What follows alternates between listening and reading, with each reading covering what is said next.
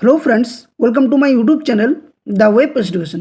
So friends, এই মুহূর্তে একটা গুরুত্বপূর্ণ ব্রেকিং আপডেট, সেটা হচ্ছে আজকে সুপ্রিম কোর্টে কোর্ট নাম্বার 12-তে এবং সিরিয়াল নাম্বার 13-তে কিন্তু the states of West Bengal versus confederation of state government employees West Bengal যে মামলা, সেটা মামলা আমি যে কথাটা বলছি সেটা হচ্ছে ডিএ মামলা নিয়ে। অর্থাৎ আজকে ডিএ মামলা নিয়ে সুপ্রিম কোর্টে শুনানি হতে চলেছে এবং এই ডিএ মামলা কিন্তু এর আগেই সুপ্রিম কোর্ট রায় দিয়ে দিয়েছিল, যেখানে রাজ্য সরকারের সমস্ত কর্মচারীদের 25% হারে ডিএ দিয়ে মেটানোর জন্য।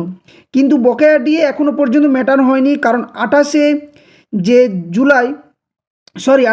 জুন যেখানে বলা ছিল যে রাজ্য সরকার তরফ থেকে যে বকেয়া ডিএ, সেই বকেয়া ডিএ মেটানোর কথা, সেখানে কিন্তু না মিটিয়ে রাজ্য সরকার আবারও মডিফিকেশনের জন্য সুপ্রিম কোর্টে দ্বারস্থ হয়েছিল এবং সেই মোতাবেক ইউনিয়ন ফোরামের তরফ থেকে যে বকেয়া ডিএ মেটানোর কথা, সেটা না মেটানোর পরিপ্রেক্ষিতে কিন্তু সুপ্রিম কোর্টে দ্বারস্থ হয় এবং রাজ্যের যে সুপ্রিম কোর্টে যে অবমাননা, সে অবমাননার মামলাও কিন্তু করা হয়।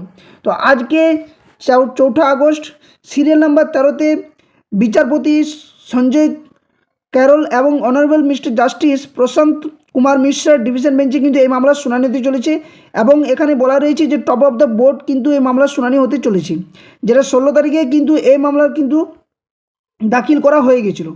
তো বিষয় কি রয়েছে সেই বিষয়ে ডিটেলস আলোচনা করব।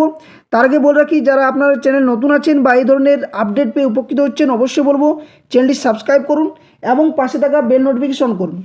তো চলুন দেখা যাক বিষয়টি কী হয়েছে। যে এটা হচ্ছে যে রাজ্য সরকারের তরফ থেকে যে বকেয়া ডিএ, সে বকেয়া ডিএ মেটানোর কথা ছিল, কিন্তু রাজ্য সরকার বিভিন্ন দিকে বিভিন্ন খাতে খরচা করছে, কিন্তু এখনও পর্যন্ত যে রাজ্য সরকার যে সমস্ত কর্মচারীদের বকেয়া ডিএ সে মেটানো নিয়ে কিন্তু এখনও পর্যন্ত কোনো পদক্ষেপ নেয়নি।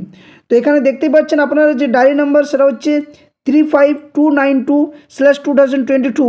এটা হচ্ছে ডায়েরি নাম্বার বকেয়া ডিএ মেটানোর জন্য, যা আজকে শুনানি হতে চলেছে। তো আজকে 13 নম্বর সিরিয়ালে শুনানি হতে চলেছে, যেখানে honourable mister justice Sanjay Karol এবং honourable mister justice Prashant Kumar মিশ্রার ডিভিশন বেঞ্চে।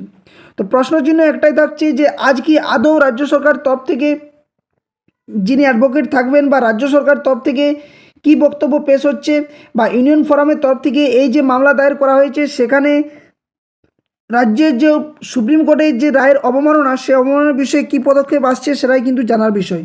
কারণ দীর্ঘদিন ধরে বকেয়া ডিএ নিয়ে একটার পর একটা মামলা চলছে এবং যেখানে সুপ্রিম কোর্ট সরাসরি বলে দিয়েছিল যে 25% হারে রাজ্যের সমস্ত কর্মচারীদের বকেয়া ডিএ মেটানোর কথা, কিন্তু এখনও পর্যন্ত মেটানো কোনো হয়নি। তো আজকে 4 আগস্ট এই মামলা নিয়ে শুনানি হবে এবং এখানে দেখার বিষয় যে আজকে আদৌ কি এই মামলা নিয়ে রাজ্য সরকার যে পদক্ষেপ এর আগে নেওয়া হয়েছে বা মডিফিকেশন, সেখানে কোথায় কি প্রবলেম রয়েছে, বা ইউনিয়ন ফোরামের তরফ থেকে যে সুপ্রিম কোর্ট যে অবমাননার যে মামলা দায়ের করা হয়েছে, সেই মামলার প্রথমে যে শুনানি হতে চলেছে, সেখানে রাজ্য সরকার কি আদৌ এখানে কোনো বক্তব্য রাখবে, সেটাই কিন্তু জানার বিষয়। তো আমরা যদি সুপ্রিম কোর্টের যে কজ লিস্ট, সেখানে যদি যায় তো কত নম্বর সিরিয়ালে এবং কোথায় লিস্টেড রয়েছে, সেটা একবার দেখা যাক, তাহলে কিন্তু ডিটেলসটা বোঝা যাবে এবং এই মামলা আজকে কিন্তু খুবই গুরুত্বপূর্ণ হতে চলেছে। তো চলুন দেখা যাক বিষয়টা কী রয়েছে ওখানে। তো আমরা ডেলি কজ লিস্টের যে সুপ্রিম কোর্টের, সেখানে আমরা এসে গেছি। এখানে দেখতেই পাচ্ছেন যে honourable mister justice Sanjay Karol এবং honourable mister justice Prashant Kumar মিশ্রার কিন্তু বেঞ্চে এই মামলা শুনানিতে চলেছে এবং এটা হচ্ছে কোর্ট নাম্বার 12, অর্থাৎ 4 আগস্ট কোর্ট নাম্বার 12 ডেলি যে কজ লিস্টের। সেখানে আমরা যদি দেখি তো নিচের দিকে স্ক্রল করতে গেলে আমরা দেখতে পাবো পরের পেজে, যেখানে দেওয়া রয়েছে যে কিভাবে আজকে কত নম্বর সিরিয়ালে শুনানি হতে চলেছে এবং কত নম্বর লিস্টেডে এই মামলার শুনানি হতে চলেছে। চলুন আমরা যদি স্কিপ করে করে যাই, তাহলে দেখতে পাবো এখানে যে টপ অফ দ্য লিস্ট কিন্তু রাখা হয়েছে এই মামলাটা, অর্থাৎ এসএলপি নাম্বার দেখতে পাচ্ছেন, এসএলপি নাম্বার 22628 22623/2022। এখানে যে মামলাটা, সেটা হচ্ছে the states of West Bengal and others versus confederation of state government employees West Bengal and others. তো টপ অফ দ্য লিস্ট কিন্তু এই মামলার শুনানিতে চলেছে আজকে সুপ্রিম কোর্টে, এবং যেখানে রাজ্য সরকার আদৌ আজকে কি মামলা নিয়ে কি বলতে চাইছেন, বা এই যে এই মামলার ভিত্তিতে কি আদৌ ডিএ মামলার যে মূল বিষয়, সেটা হচ্ছে যে বকেয়া ডিএ মেটানো নিয়ে, তো 25% হারে কি ডিএ দেওয়া হবে, এটা নিয়েও কিন্তু একটা প্রশ্নচিহ্ন থাকছে। তো অবশ্যই আজকে মামলার শুনানি শোনা হবে। তো তার আগে বলে রাখি, যারা চ্যানেল নতুন আছেন অবশ্যই চ্যানেলটি সাবস্ক্রাইব করে পাশে থাকা বেল নোটিফিকেশন অন করবেন।